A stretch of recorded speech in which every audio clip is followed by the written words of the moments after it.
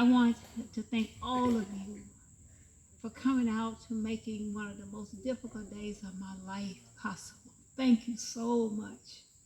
Thank you so very, very much. I really, really appreciate that. I mean, I rehearsed this day over and over in my heart and in my mind.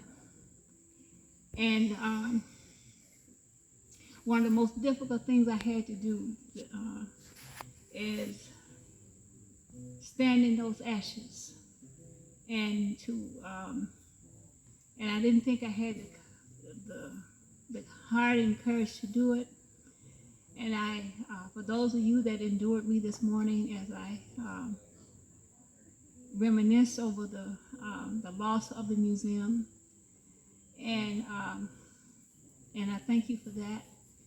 But I'm so grateful to you guys that you came back and you supported me, and I want to say that for those that's not here right now, when the museum burned, there were people that reached across from other countries to support us with donations to rebuild.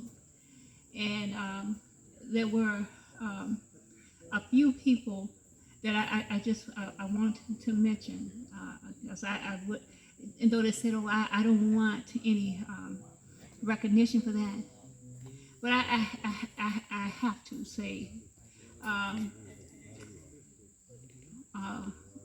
there was a musician. I didn't know that he knew Daddy John so well, and the impact that he had on his life. His name was Jerry Garcia of the Grateful Dead, and he donated the first $10,000 toward our project to rebuild. And another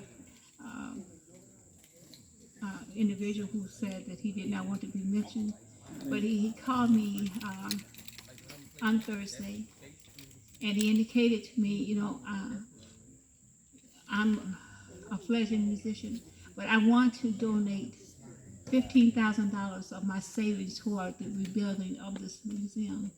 And it is so, that's love, and that's respect for my granddad. I'm so appreciative of that. And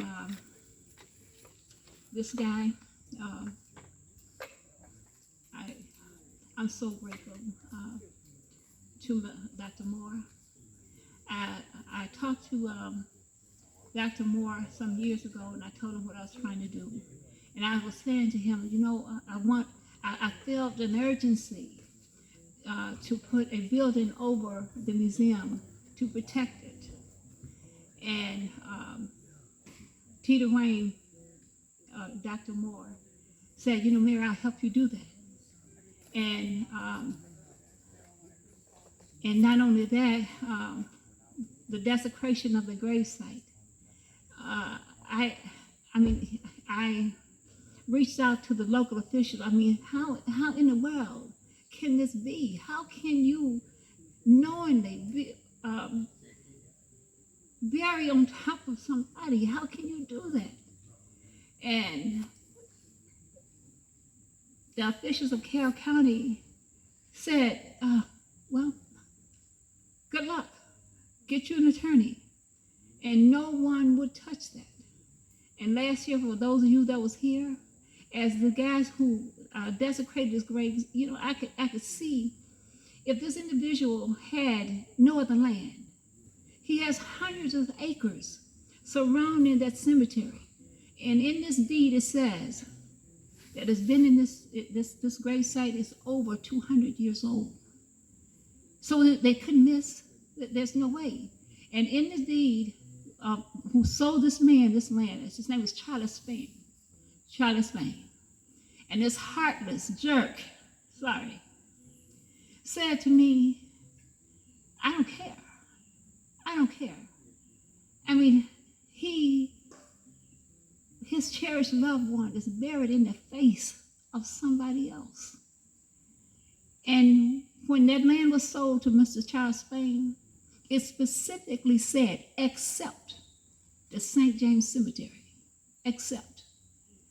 And the Mount Zion Foundation with Shannon Evans, who's not here, the VP of the Mount Zion Foundation, did all the research, and they got in a hurry and to help me put a monument there that they cannot say, oh, we didn't know it was there. I mean, there is, because of this is basically a Native American and African American grave site that wasn't recognized and thinking nobody cared. And so people have did a pilgrimage to their grave site for as long as I can remember, looking for Daddy John's grave.